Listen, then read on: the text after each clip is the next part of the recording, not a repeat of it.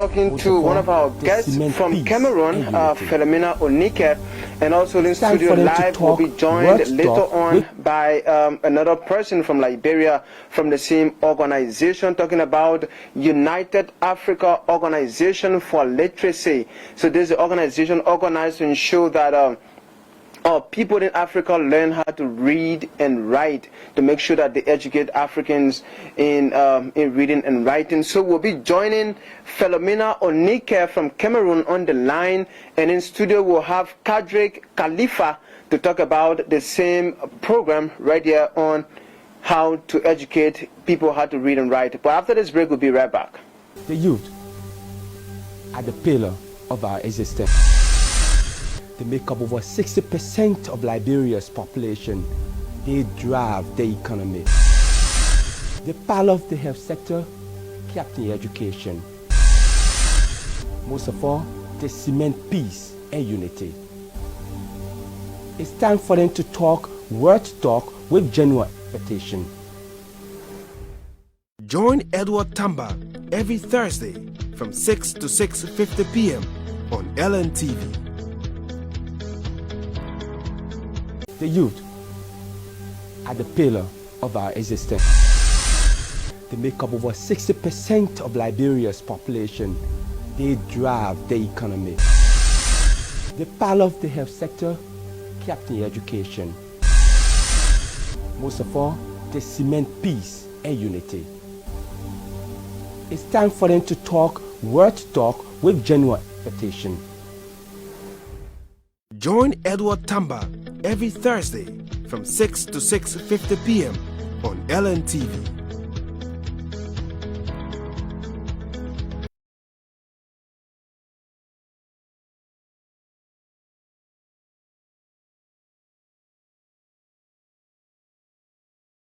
The youth are the pillar of our existence. They make up over 60% of Liberia's population. They drive the economy. They power of the health sector, captain education. Most of all, they cement peace and unity. It's time for them to talk words talk with genuine expectation.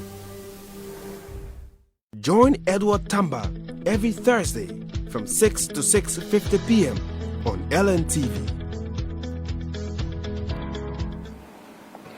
So very pleasant welcome back to Youth Talk right here on the Liberia National Television. My name is Edward Tama, and we are broadcasting to you from Painesville, outside of the nation's capital, Monrovia. And as you can see on your television screen is Philomena Onike from Cameroon. She joins me this evening to talk about the United Africa Organization for Literacy. Philomena, good evening and welcome to Liberia. Welcome to the Liberia National Television on Youth Talk. Good evening. Philomena, are you there? Good evening, Philomena, are you there? Edward, good evening. Okay. Good evening, listeners and viewers. Like Edward rightly said, I'm Philomena Onege from Cameroon, and I'm the External Program Manager at the United African Organization for Literacy Development. Okay, Philomena, welcome. Yes, and welcome, Philomena again. And we're having a little bit of problem with the audio, though. But welcome, Liberians are interested to listen to what you have to say about this organization. So let's start up. Give us a brief history about what Uaold is all about. Okay, Uaold is United African Organization for Literacy Development. It's an international non-for-profit organization. Okay. Founded on the 10th of September 2020 by like-minded advocates across the continent of Africa. Okay. Okay. So it is to promote and empower literacy in the continent's diverse background. All right. And it is headquartered in Cameroon? Its headquarters is in Liberia. All right.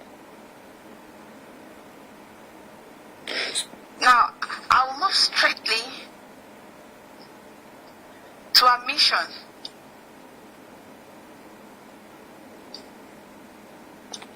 The mission of this organization is to promote inclusive education and literacy throughout the member countries. All right. To establish strong institutions in all member countries where vulnerable populations can have easy access to literacy and education at no cost. And also to protect youth from every form of human rights violations. That's our mission. Okay. Okay, I know Khalifa will join us later in a jiffy from Liberia. He will join us live in studio. But before he does that, before he joins us, what are some of the programs you have initiated and implemented, whether in Liberia or Cameroon or around Africa? Okay, talking about the programs we've initiated. We live in Africa and we observe our environment and community. All right. So from our observation, we realize that illiteracy has been the main problem we have been facing or suffering from. It's more like a killer disease in Africa. All right. Many people, when they come in contact with computers, they tremble. They are afraid. Some like they want to kill them. So we thought it wise to bring this training to train youths all around the world, most especially in the African continent, on computer literacy. Because the world has also gone digital. Sure. Now, when we come to illiteracy, women suffer the most. And it makes them to always be dependable on their husbands or families. Okay. There we had an initiative to bring what is called catering skills. You can bear with me that anything that goes to the stomach is money. People will always eat.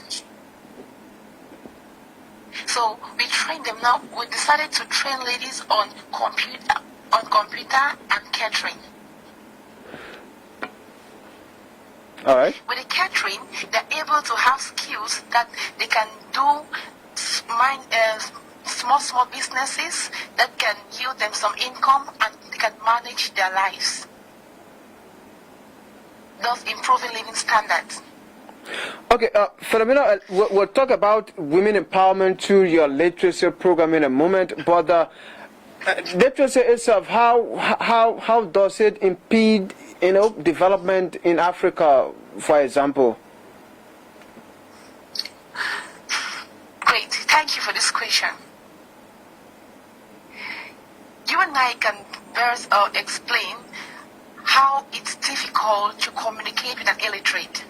There is just a way the person will not understand what you mean, or there's most of the time they misquote your statements.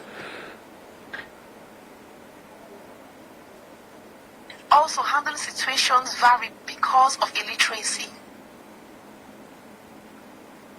People do things without thinking because of lack of knowledge, and that is illiteracy. At times we may neglect these four walls of a classroom, but they are so important. Even if some go just to play, it is very vital. That is why there is the there is a pre-nursery, the nursery, primary, secondary, and higher institution. I'm concerned. Levels cannot be skipped. Okay, I'm concerned, Philomena. What triggered, the urge to organize this organization where you promote literacy in Africa?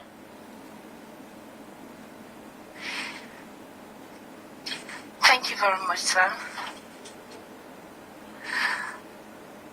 The the suffering in Africa has been too much when it comes to illiteracy. That is why we face a lot of poverty, not because we don't have the facilities, but because we don't have the knowledge. For example, if someone knows that to fry just puffballs or to make hamburger can yield him or her money, I mean, they'll go in for that practice or the training. Okay. To get the skills and do just that, specialize on just that. You follow? So that is why there is this catering skills that cannot be overemphasized. And again, it is. Some people claim they don't have time. Okay, go ahead. Sorry, go ahead. Go ahead, sir. Okay, so I want to know if you have statistics that are staggering, statistics of illiterate Africans, that actually prompted this whole urge to organize your group.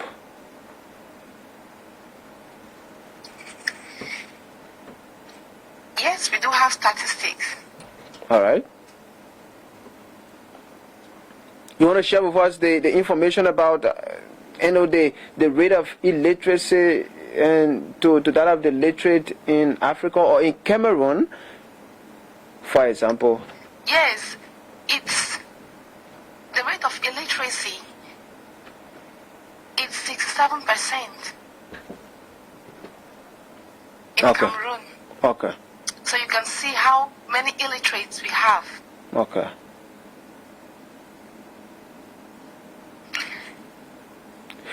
You talk about empowering women specifically through your literacy program, and the whole world is talking about women empowerment. How can we empower women into politics, into our economic decision making, into our national policy crafting and all of that? How engaged have you gotten women into your organization to make sure you get them empowered, to make sure they learn how to read and write so that they put food on the table for themselves? Through our catching programs, through our computer programs. When we go out to sensitize, because many of them, though this gift, this opportunity is available for them, many don't still know about it. So we go out, sensitize to them, and when they come, we train them on the computer and the catering skills. Now we do this in batches, so and duration of 6 months. Good. After 6 months, they do a send-off party where you graduate them and issue them certificates. Okay. And most of them come back with testimonies. They are now working. They have the ability to do this. They have the ability to do that, and this brings them boldness. There is just a way that when you can fend for yourself, you have self-confidence. There's an increment of self-esteem. So through this training program, these women gain their self-esteem. The youth, and there's just a way they manage the themselves, pillar and of our their living existence. standards improves. They make up over 60% of Liberia's All right. population. Thank you, sir. How many of those women you've managed to train? You want to feed us in with the numbers? Most of all, they cement peace and Per unity. session, I can say per session, It's time for them to talk, work talk with genuine expectation. Okay. And Join Edward Tamba every Thursday from I'm one 6 person to who's 6:50 interested in p.m. on LNT. women empowerment, not just in Liberia but in Africa. Give me an overview of the condition of women, young women, older women in Cameroon, in terms of their living condition, in terms of their educational background, in terms of SGBV issues and all of that. Give me an overall situation there in Cameroon about women.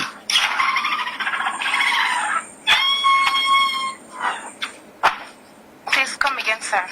I'm asking, give me an overview of the general condition of women in Cameroon, young girls, included in terms of their educational background, in terms of, SGBV and all of that.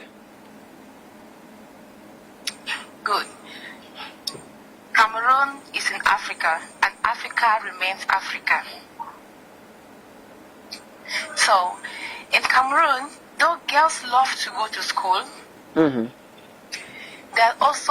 still hindered because by these African beliefs. They think that ladies or women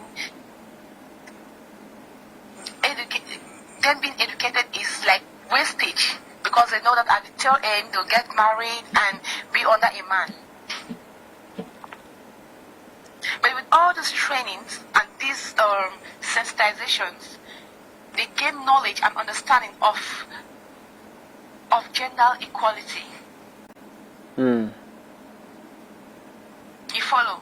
Of course I am. At the pillar of our existence. That's the reason why they make up over 60% of Liberia's population. Even they if we don't drive have the economy. On-site The education, balance to have sector, capital education. We're bringing up a project that is the cement for peace online, and unity. online training. It's time for them to talk, Online education. work talk That means with general even if you're population. unable to go to class or you are Join unable Edward to Tamba go to school, every have Thursday uniform, from 6 get to books, 6:50 you can p.m. sit in your on home at your LNTV. convenience and have your lessons. All right.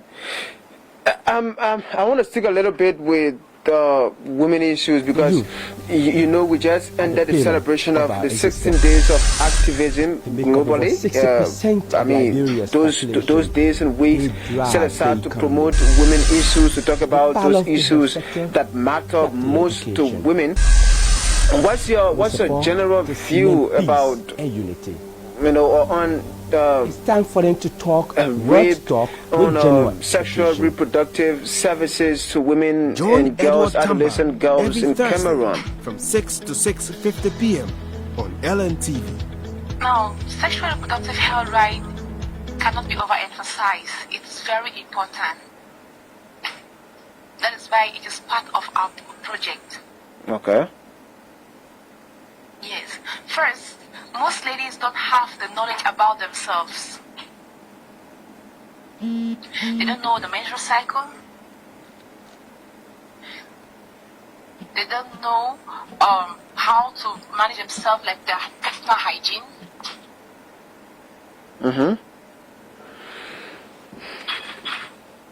We sensitize them on even their dressing, because this rape has become so rampant.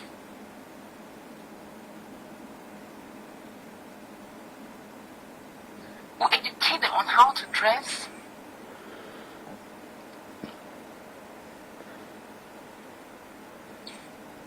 And even on their movement, times of movement, because ladies don't know that there are hours that are ungodly for them to move. Am I bringing your point out? Of course, I'm listening. Go ahead. Yes, so sexual reproductive health right is part of our program. So we make sure we educate young girls on the menstrual hygiene, management, provide them sanitary pads, so that, because some don't use it and some don't know, that is why we go and make them to understand that even if they are unable to get these industrialized pads, these pads made from industries, they can make their own local made pads, napkins. That is cloth pads. Okay. It's cheap. You can get it at you can just go to a seamstress, a tailor. They can make you one or make you 5. You can use it for a particular duration of like 3 to 4 months. Use and reuse. Okay. So your literacy. Your literacy program also covers this kind of awareness to young women in general in Cameroon. Yes, we do. Yes, we do. Okay, I want to talk a little bit about coronavirus and the impact it had and impact it had on women and how it led to. There was this report from I think UNFPA that says that the coronavirus lockdown saw a lot of women abuses in Africa. How did the coronavirus lockdown affect women in your country, in Cameroon? Especially relates to SGBV, to sexual reproductive health. From 6 to 6:50 p.m.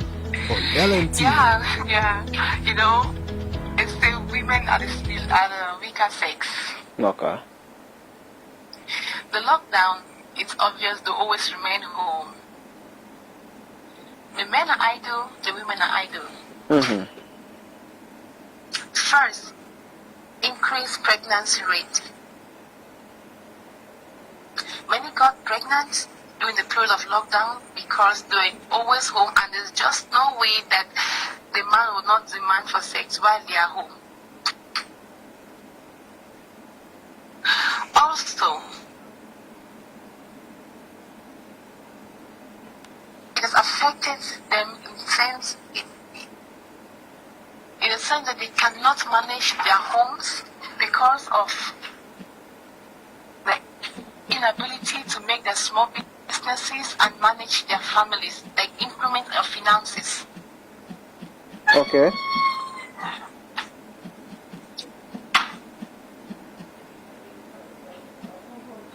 Coronavirus has been what we can't really explain because it brought down a lot in our economy value. Okay. But how are all of you coping with the new surge in cases of coronavirus in Cameroon? How's the fight like for all of you there? We can say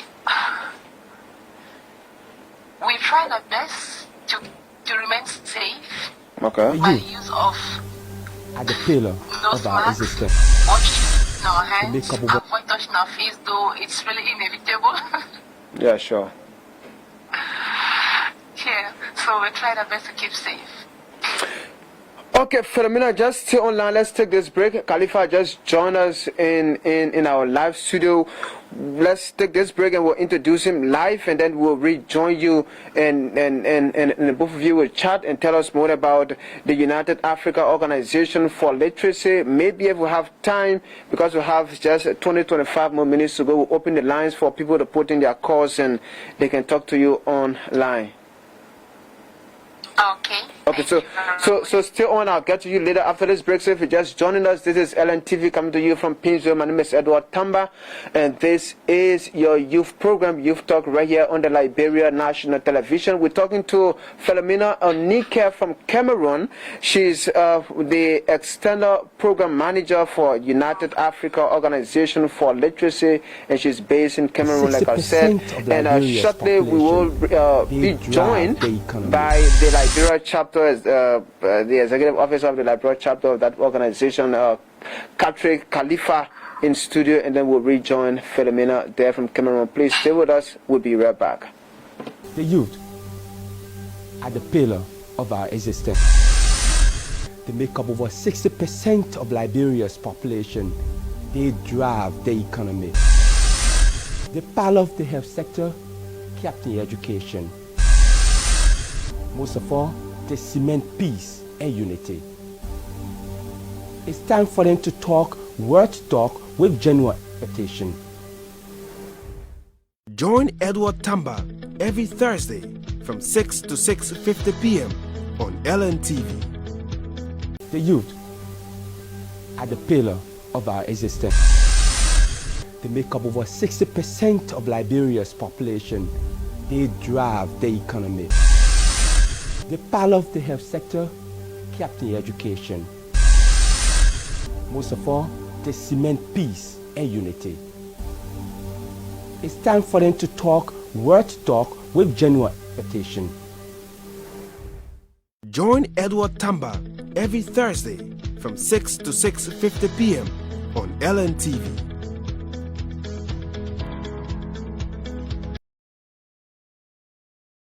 The youth are the pillar of our existence. They make up over 60% of Liberia's population. They drive the economy. They power of the health sector, captain education. Most of all, they cement peace and unity. It's time for them to talk, worth talk with genuine expectation. Join Edward Tamba every Thursday from 6 to Monkey, dun dun dun. Jake's love, baby. Tempting to touch, tempting to touch, got away a body banky. Tempting to touch, tempting to touch, got away a body go say tempting. Girl, your body tempting. I eat you for you, you my unique bound. Girl, your body tempting. You not scatter my hair, I can concentrate too. Girl, your body tempting, yeah, yeah, yeah. Anywhere you go, baby, I will follow. See, girl, your body tempting, yeah. Laugh for your pen, they continue lost for the boat. Say, yeah, you tempting to touch, say, tempting to touch, got away a body banky, you tempting to touch, tempting to touch, say, tempting to touch, got away a body go, say, tempting to touch, tempting to touch, say, tempting to touch, got away a body banky, you tempting to touch, tempting to touch, say, tempting to touch, got away a body go, say, tempting to touch. Fever, oh, fever, girl, your love now give me fever. Felicia, oh, Felicia, I'm feeling cold, give me ginger, oh, fever, oh, fever. Girl, your love now give me fever. Felicia, oh, Felicia, I'm feeling cold, give me ginger. Baby girl, I'm feeling your way too. The way that you want make me crazy, oh yeah. You make my little boy elevate too. And I won't sleep in your songs, yeah. Baby girl, I'm feeling your way too. The way that you want make me crazy, oh yeah. You make my little boy elevate too. And I won't sleep in your songs. Girl, your body tempting. I eat you for you, you my unique bound. Girl, your body tempting. You not 50 p.m. on LNTV. All right, so welcome back, Phil, to the program, and welcome back to all of our viewers on Facebook Live and those who are watching it from television. We've been joined now by Kadri Khalifa. He's the executive officer for the organization in Liberia. Khalifa, welcome to Youth Talk. Thank you very much. Mr. Edward Tamba, it's a pleasure being here today for this program, as I have always wished to be a part of such, because as a humanitarian, it has been my dream to be part of such activities or such programs that impact young people in Africa. So it's a pleasure being here. For correction, I am Khalifa Lucini Duna, and I am the international president of the United African Organization for Literacy and Development. Okay, sorry for the misname there. Yeah. But Phil has told us much more about the organization. What is it doing in Liberia, for example, since you're the overall head? Okay, in relation to programs, we have upcoming programs, as I guess she updated you, that we are a newly established organization. We were established in September 2020 as a result of the 6 months intensive training conducted by the World Literacy Foundation. Okay. Yes. So I brought up this idea to have since we have a World Literacy Foundation that is focused on at a broader level on literacy. So I thought that there was a need that we have such in Africa, since the literacy rating in Africa is very high. So I thought that the training that we gather, we could use this training to impact our society, rather than just having the training and sitting without being able to share lessons learned, being able to use these lessons to impact our society positively, to help other youths come out. So we decided to form this organization to be able to promote and empower literacy in Africa, and to also protect youth from all forms of human rights violence. How does it protect you from human rights abuses? Okay, so we do this by enabling the youth to be dependent of themselves, not being dependent on people.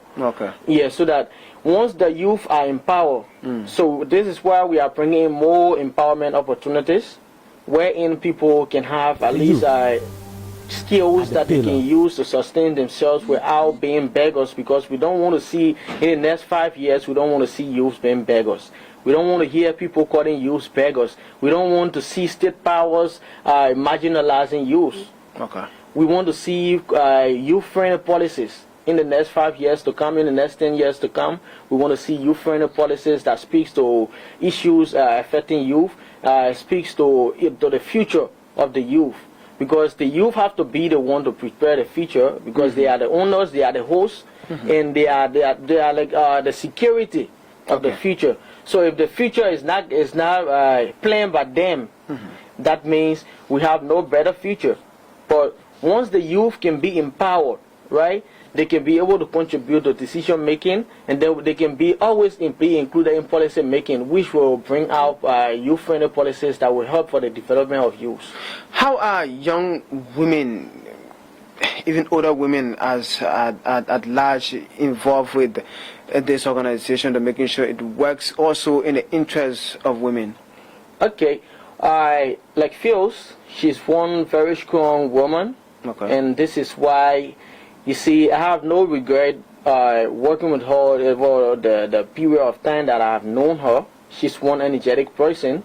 She saw this as a bright dream, right? She didn't see it as a play. She didn't see it as a story that I was telling anybody. She saw it as a reality. She saw it as something that she could push, that could also help even her.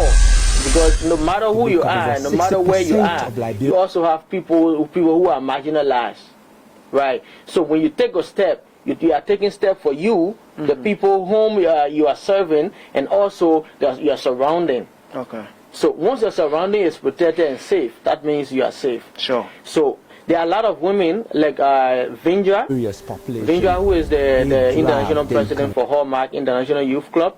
We have Dr. William Sheehan, who is the global president of the International Human Rights Protection Service. Okay. And there are a lot of people who are there supporting us. There are women like the Queen Catherine from Egypt. She's also supporting this movement in other ways, so that whenever there are issues that arises, then we need redress. We need them to come in. They always come in. There are a lot of women like Caitlin from Botswana. Yes, she's also one strong woman. So we are working, this is why we are including women more, because we feel that in these times, women, the young women, are being more marginalized. So we want to bring in women more, to capacitate them, to empower them, build them up, so that they can be able to seek redress for their own issues. Okay. So you've already built the network in all of Africa.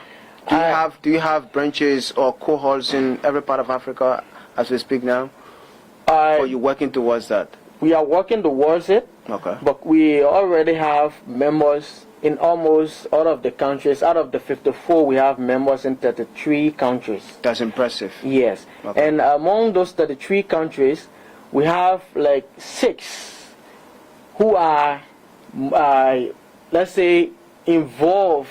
That means from the day-to-day activities, they are involved in the day-to-day activities, and we have these are the countries where we have like establishments, like cohorts, like permanent representatives. Okay. Right? We have volunteers in these areas, so who are also working along with us. And these countries are like Nigeria, Botswana, Cameroon, Uganda, Nigeria, Kenya. Okay. Yeah, and Liberia. So what initiative are you undertaking, for example? First, let me ask you about the membership of the organization. How is the membership like? Is it an open membership that anyone can be a part of it? Yes, the membership is open for all potential youths. Okay. But there is a procedure which is enshrined within our bylaws and constitution. And that procedure is to become a member of the United African Organization. Either if you are joining the National Assembly or the Regional Assembly or the General Assembly, that means there is a procedure. Either a member of that assembly will have to nominate you. and that member nominates you, that member will have to submit your CVs, a short narrative about your work, how you have been working towards youth empowerment and youth development. They nominate you with these letters. So these documents go forth to the Executive Management Committee, right? So the Executive Management Committee will review and then give orders to the Human Resource Management for your vetting. Okay. So once you are vetted, and then we'll vote upon, right? The General Assembly will vote upon. Can this person serve? Have this person made all of the criteria set for serving on the General Assembly or any of the assemblies? If it is proven and everybody vote upon it, definitely you become elected into office. Okay, let's talk about funding. How are you being funded to make sure you execute some of the programs that you already have in mind or those that you intend to execute in the not too long future? Funding. So in regards to funding, this is one strategic issue, and this is one of our major challenge. Okay. So this is why today I want to call on donor partners, because as you know, Sub-Saharan Africa has the highest literacy rate in the world, not only in Africa. Mm-hmm. Yeah. So being able to enable people to have access to educational resources, being able to have to enable people to have access to educational opportunities, empowerment opportunities, just opportunities that can help to empower youth and help them meet their full potentials. Okay. Yes. So once these projects are funded, because these are projects that we have, like the online literacy project, which is that online education project I guess I told you about. Mm-hmm. So, and that project is one that we are strategically focusing on, because we feel that this will enable a great impact for our interventions in Africa. Okay. So there has always been this advocacy, and I hope Phil is still listening. There's always been this advocacy that calls for 20% of national budget allocation to education. Is this organization also pushing that? And let me start up with Phil, if you're getting me. Are you also pushing for the 20% budgetary allocation to education in your country as part of your initiatives, so making sure that you achieve your literacy aims? Okay, so can I speak to that? Yeah, just continue since she... Okay, continue. So go ahead. as our mission is to strengthen African organizations, African governments and individuals advocating on literacy, that is by improving their policies, their educational policies. Mm-hmm. And they are like youth policies, to be able to ensure that these policies are policies that prioritize youth development, okay, as a first output, okay, of every level of implementation of every policy in Africa, right? So we are going to be working with governments, with African government organizations and individuals to ensure that we'll be strengthening their policies. All right. Right? Strengthening their policies to ensure that these policies, every letter of this policy has an impact, a positive impact on the youth. Okay.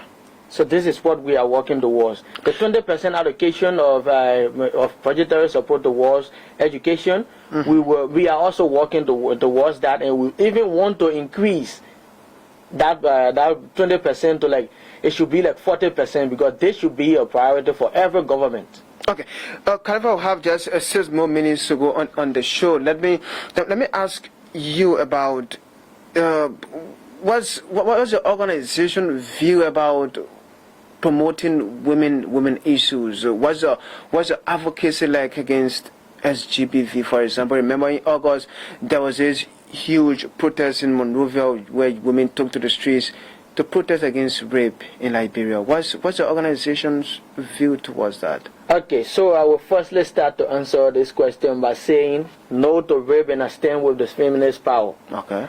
Right? Because I am a feminist. Okay. So from the grassroots, of the United African Organization for Literacy and Development to the top. Everything about us, from the foundation, we make sure that gender mainstreaming is specified. 6 to 6:50 p.m. on LNTV. Right, because we feel that in order to have to contribute to the Sustainable Development Goals, because in that SDG,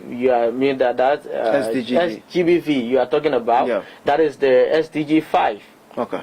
Right, that is the gender equality. Right, so we are pushing SDG 1, which is the poverty eradication, and then we are pushing SDG 4, which is quality education, and we are pushing SDG 5, which is gender equality. Gender equality. Okay. All right, we're coming to the end of this program as you have just 4 more minutes. I hope Phil will join us now for your concluding statements from Cameroon.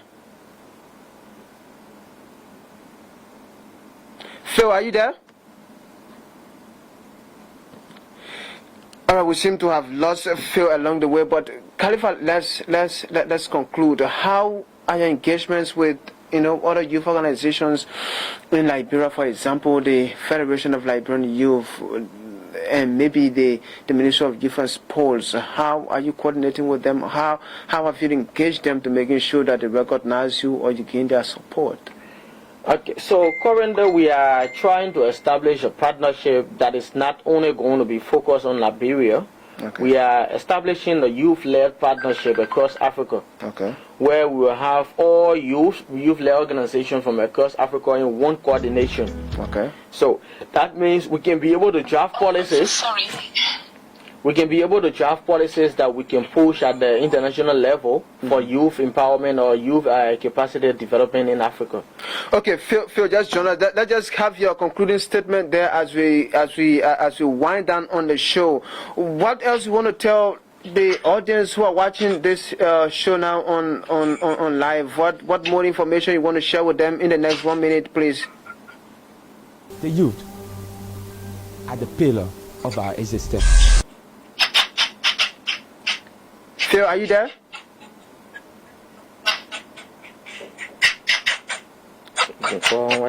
Phil? Now, the reason why we came on air is because we need the support of the population. Okay. Most especially on the front. The main reason we came on air is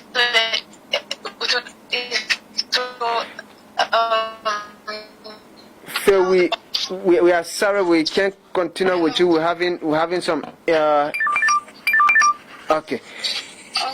We're having some internet problem. We're having some internet problem. Thank you for joining us, Philomena from Cameroon, and we apologize for that internet breakage we had there. But yeah, let's conclude with you. Yeah. So, what extra message you want to send out in the next 1 minute as we close up? Okay. So the major reason why we are here today on the Liberia National Television is to call attention to donor partners in international government and foreign missions, international bodies, to help us, because we have a lot of projects on hand, like the computer literacy project, wherein we want to start to train people to help them to have access to have knowledge on computer, just basic computer knowledge at no cost. Okay. Yes, so that, because today if you can imagine, when you put a computer in front of a young man, they see it like a nightmare. They can't even be able to open it, to even press the button to put it on, to turn it on. They're not able. Okay. So this has been like a challenge for youth in Africa. The youth, even getting jobs, these have been some of the challenges.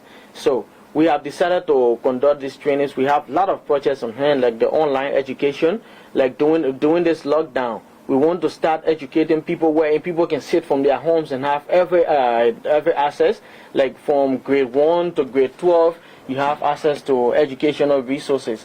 So we are calling on donor partners to please come in, and we are open for collaboration with all the youth-led organizations and organizations working on the empowerment of youth across Africa. Thank you very much, Mr. Donald, and thank you to all of you for watching LNTV existence. News, LNTV on Youth Talk here. My name is Edward Tamba, and thank you to Phil for joining us from Cameroon. Until we have another opportunity to be with you here on the Liberia National Television Youth Talk. My name is Edward Tamba. Thanks for watching, and thank you for taking up your time. Thank you to the audience there in Cameroon for watching, and all of the audience everywhere who tune in to watch this program on our Facebook page live. Thank you very much, and to have yourself a wonderful evening. Bye-bye from Pinsville. The youth are the pillar of our existence. They make up over 60% of Liberia's population. They drive the economy. They power of the health sector, captain education. Most of all, they cement peace and unity. It's time for them to talk worth talk with genuine expectation. Join Edward Tamba every Thursday from 6 to 6:50 p.m. on LNTV.